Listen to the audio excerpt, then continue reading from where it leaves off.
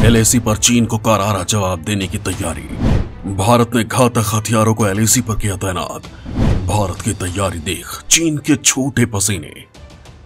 दोस्तों, हाल के दिनों में एक बार फिर चीन और भारत के संबंध काफी तल्ख हो गए हैं। दोनों देशों के बीच युद्ध जैसे हालात हैं। इस तरह के हालात में भी भारत पूरी तरह से संयम बरत रहा है। हालांकि भारत चालबाज चीन की हर गतिविधियों पर पैनी नजर बनाए हुए है। Dragon line of actual control यानी एलएसी पर अपने सैनिकों की तादाद बढ़ा रहा है। वो एलएसी पर हथियारों का जखीरा जुटा रहा है। चीन की हरकतों का करारा जवाब देने के लिए भारत भी ऐसे कदम उठा रहा है कि ड्रैगन की धड़कनें तेज हो जाएंगी। भारत ने एलएसी पर कई अत्याधुनिक हथियारों की तैनाती कर दी है। Chinook helicopter, ultra light towed होवित्जर और राइफल्स के साथ ही भारत में बने सुपरसोनिक क्रूज मिसाइल और ultra modern surveillance system border पर लगाए गए हैं। चीन से तनाव के बीच भारतीय सेना ने कहा था कि माउंटेन स्ट्राइक कोर पूरी तरह से चालू है। इसके अलावा भारत ने पिछले एक साल में कम से कम 30,000 से अधिक सैनिकों को अरुणाचल में तैनात किया है। दरअसल चीन के साथ बातचीत में प्रगति की कमी के कारण भारत बॉर्डर पर तैनाती पर जोर दे रहा है। यह लगातार दूसरी सर्दी है जब दोनों देशों के सैनिक सीमा पर जमे हैं। ऐसे में भारत को अमेरिका जैसे देशों से और अधिक इक्विपमेंट खरीदने की जरूरत है। भारतीय एयरफोर्स अब चिनूक जैसे हेलीकॉप्टर से लैस है, जो अमेरिकी होवित्जर और सैनिकों को आसानी से और तेजी से पहाड़ों के पार ला सकती है। कई इजराइल निर्मित मानव रहित विमान भी हैं, जो हर वक्त दुश्मनों के रियल टाइम तस्वीरें भेजते हैं। चीन की तरफ से लगातार सीमा विवाद को हवा देने वाली हरकतें की जा रही हैं। भारत शुरुआत से ही विवाद का शांतिपूर्ण हल निकालने का पक्ष धर रहा है, लेकिन चीन उकसावे की कार्रवाई से बाज नहीं आ रहा है। दरअसल 2014 के बाद भारत ने अपनी रणनीति बदली है। 2014 से पहले जब भी चीन सीमा पार करने की कोशिश करता तो बातचीत के जरिए मामले को सुलझाने की कोशिश होती थी, जिससे चीन को यह लगने लगा था कि उसकी हर हरकत पर भारत कोई वाजिब जवाब नहीं देता है। लेकिन 2014 के बाद देश का मिजाज बदला। अब चीन की हर हरकत का जवाब दिया जाता है। मोदी सरकार ने चीन से संबंध सुधारने की बड़ी कोशिश की है। मोदी सरकार 1 में ऐसा लगा भी था कि दोनों देशों के संबंध काफी हद तक ठीक हो रहे हैं, लेकिन मोदी सरकार 2 में एक घटनाक्रम ने पूरी तस्वीर बदल दी। पूर्वी लद्दाख में चीनी आक्रामकता से दोनों देशों के संबंध बेहद तल्ख हो गए। हालांकि चीन के साथ संबंधों को ठीक करने की जिम्मेदारी केवल भारत की ही नहीं है। चीन को भी ये सोचना और समझना होगा कि ये 1962 का दौर नहीं है। भारत का सीमा पर जो दावा है वो वाजिब है, लेकिन चीनी दावा समय के साथ बदलता रहा है। हालांकि अब दोनों देशों के बीच जो हालात हैं वो कभी भी जंग में बदल सकते हैं। भारत ने सीमा पर हथियारों का जखीरा जमा कर रखा है, लेकिन अब भारत एलएसी पर हथियारों की संख्या बढ़ाने और युद्ध के समय हथियारों को स्टोर करने की योजना बना रहा है। इसके लिए भारत कुछ ऐसा कर रहा है जिससे जंग में काफी मदद मिलेगी। दोस्तों, आज के इस वीडियो में मैं आप लोगों को भारत की इसी तैयारी के बारे में बताने वाला हूं, तो वीडियो को बिना स्किप किए पूरा देखिएगा। चीन से जंग की तैयारी में जुटा भारत। हथियारों के लिए एलएसी पर भारत बना रहा है सुरंग। इन सुरंगों में न्यूक्लियर फैसिलिटी भी होगी मौजूद। एलएसी पर सेना की इंजीनियर विंग ने संभाला मोर्चा। दोस्तों, मौजूदा वक्त में भारत और चीन के बीच का तनाव कम होने के बजाय बढ़ता ही जा रहा है। चीन जिस तरह की हरकतें कर रहा है उससे लगता है कि दोनों देशों के बीच कभी भी जंग हो सकती है। चीन ने जहां सीमा पर अपने घातक हथियारों को तैनात कर रखा है, तो वहीं भारत भी इसमें पीछे नहीं है। चीन ने अपने हथियारों को एलएसी के पास मौजूद बंकरों में रखा है। ये बंकर ऐसे हैं जहां भारी मात्रा में गोला बारूद और हथियार रखे जा सकते हैं। ये हथियार युद्ध के समय काफी काम आते हैं। हालांकि अब भारत भी इसी तरह की तैयारी में लगा हुआ है।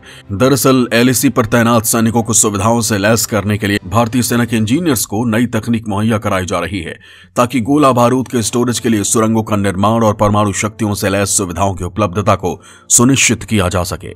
इंस्टीट्यूशन ऑफ इंजीनियर्स के एक इवेंट को संबोधित करते हुए इंडियन आर्मी के engineer in chief lieutenant general Harpal Singh ने इन बातों का खुलासा किया। इस मौके पर उन्हें डिफेंस फोर्सेज और बॉर्डर रोड्स ऑर्गेनाइजेशन के क्षेत्र में उनके योगदान के लिए एमिनेंट इंजीनियरिंग पर्सनालिटी अवार्ड से सम्मानित किया गया।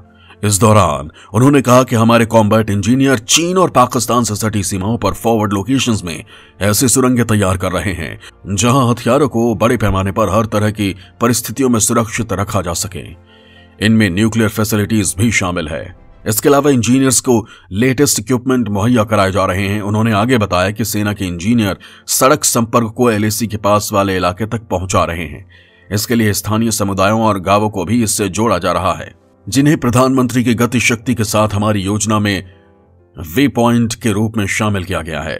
दरअसल चीन ने एलएसी के करीब इसी तरह के बंकर बनाए हुए हैं और शायद इसी वजह से भारतीय सेना के इंजीनियर भी इस तरह के बंकर बना रहे हैं जिनमें भारी संख्या में हथियारों को रखा जाए। दरअसल पूर्वी लद्दाख का इलाका पहाड़ी है, दुर्गम रास्ते हैं। ऐसे में अगर चीन के साथ जंग होती है तो भारत को लगातार हथियारों और गोला बारूद की जरूरत पड़ेगी। अगर उस वक्त एलएसी पर ही गोला बारूद नहीं होगा तो सेना को दिक्कत हो सकती है। चीन भारत से लगने वाली अपनी पूरी सीमा पर सैनिकों के रहने के लिए अंडरग्राउंड यानी जमीन से नीचे स्थित बैरक बना रहा है। यही नहीं, इन अंडरग्राउंड शरणार्थियों में हथियारों को भी इस्तेमाल के लिए सुरक्षित रखने की व्यवस्था है। ये तो सब जानते हैं कि चाहे पूर्वी लद्दाख हो या अरुणाचल प्रदेश, इन सभी इलाकों में हाड़ कपाने वाली सर्दी पड़ती है। ये ठंड इतनी चुभती है कि आदमी हथियार भी सर्द होकर काम करना बंद कर देते हैं।